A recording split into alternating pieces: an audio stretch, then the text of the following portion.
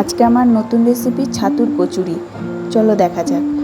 প্রথমে আমি ময়দাটা মেখে নিব।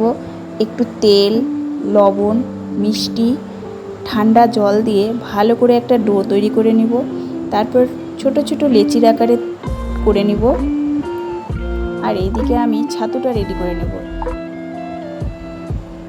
ছাতুর মধ্যে ছাতুটা যেন শুকনো হয়, তার মধ্যে তেল দিব, হিঙের জল দেব, লবণ দেব আর জিরের গুঁড়ো দিয়ে ভালো করে মেখে নেব।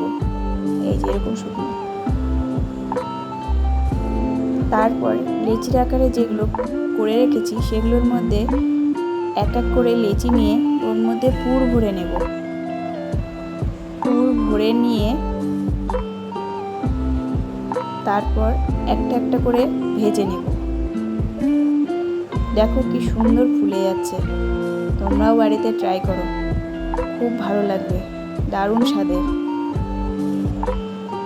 টাটা বন্ধুরা, আবার দেখা যাচ্ছে পরের ভিডিওতে।